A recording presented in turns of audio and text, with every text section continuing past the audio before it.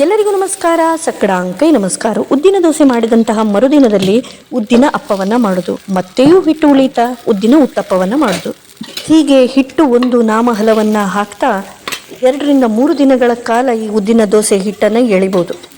So ಇವತ್ತು ಉದ್ದಿನ ಅಪ್ಪವನ್ನು ಮಾಡಿದ್ದೇನೆ. ಅದರ ಜೊತೆಗೆ ನಾಳೆಯಿಂದ ನಮ್ಮ ಒಂದು ಕಾರ್ಕಳದಲ್ಲಿ ಸಂಭ್ರಮದ 5 ದಿನಗಳ ತೇರು ನಡೀಲಿಕ್ಕಿದೆ. ಸೊ ಆ ಒಂದು ಖುಷಿ ನಮ್ಮ ಮನವನ್ನು ಆಕ್ರಮಿಸಿಕೊಂಡಿದೆ. ಅದರ ಜೊತೆಗೆ ಇವತ್ತು ಬೆಂಗಳೂರಿನಿಂದ ಅಮ್ಮ ತಮ್ಮನ ಫುಲ್ ಫ್ಯಾಮಿಲಿ, ಸ್ಪೆಷಲಿ ನಮ್ಮ ರಾಗಸ್ವರ ಬರ್ತಾ ಇದ್ದಾರೆ. ಸೊ ತುಂಬ ಖುಷಿ ಆಗ್ತಾ ಇದೆ.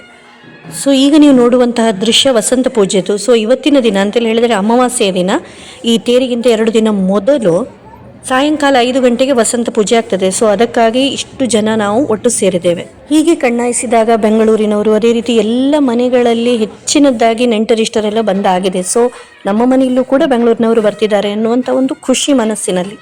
ಸೊ ಇವತ್ತು ಪೂಜೆ ಎಲ್ಲ ಆದ ಹಾಗೆ ಗ್ರ್ಯಾಂಡ್ ಆಗಿರುವಂತಹ ಒಂದು ಫಲಾರ ಅಂತೇಳಿ ಹೇಳಿದ್ರೆ ದೇವರ ಒಂದು ಪ್ರಸಾದದ ವಿತರಣೆ ಇತ್ತು.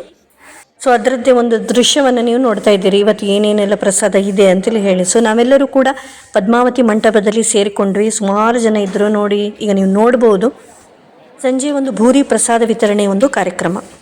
ದೇವಸ್ಥಾನಕ್ಕೆ ಬರುವಾಗ ನಾನು ಒಬ್ಬಳೇ ಬಂದಿದ್ದೆ. ಇಲ್ಲಿ ನನಗೆ ಒಂದಷ್ಟು ನನ್ನ ಗೆಳತಿಯರೆಲ್ಲ ಸಿಕ್ಕಿದ್ರು.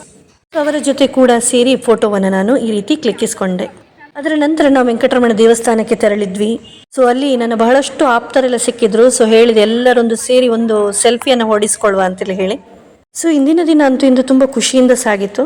ಅದರ ನಂತರ ನೆನಪು ಬಂದದ್ದು ಏನಪ್ಪ ಅಂತೇಳಿ ಹೇಳಿದ್ರೆ, ನನಗೆ ಸೀರೆಗಳ ಖರೀದಿ ಎಲ್ಲ ಆಗಿದೆ. ಆದರೆ ಮನೆಯಲ್ಲಿರುವಂತಹ ಗಂಡಸರಿಗೆ, ಗಂಡು ಮಕ್ಕಳಿಗೆ ಪಂಚೆ ಖರೀದಿಯನ್ನು ಮಾಡೋದನ್ನು ಮರೆತು ಬಿಟ್ಟೆ ಅಂತೇಳಿ ಹೇಳಿ ನೇರವಾಗಿ ನಾನು ಬಟ್ಟೆ ಅಂಗಡಿಗೆ ಹೋಗಿ ಅವರಿಗೆ ಪಂಚೆ ಬನಿಯಾನ್ಗಳನ್ನೆಲ್ಲ ತಗೊಂಡೆ. ಸೊ ಇಲ್ಲಿಗೆ ಇಂದಿನ ಒಂದು ಮಿನಿ ವ್ಲಾಗನ್ನು ನಿಲ್ಲಿಸ್ತಾ ಇದ್ದೇನೆ. ನಾಳೆಯಿಂದ ಪ್ರತಿನಿತ್ಯ ತೇರಿನ ಒಂದು ವಿಚಾರವನ್ನು ಹಾಕ್ತಾ ಇರ್ತೇನೆ ಅಂತೇಳಿ ಹೇಳ್ತಾ, ಎಲ್ಲರೂ ಕೂಡ ಹೀಗೆ ಸಪೋರ್ಟ್ ಮಾಡ್ತಾ ಇರಿ, ವಿಡಿಯೋಸನ್ನು ನೋಡ್ತಾ ಇರಿ ಅಂತೇಳಿ ಹೇಳ್ತಾ ಬಾಯ್.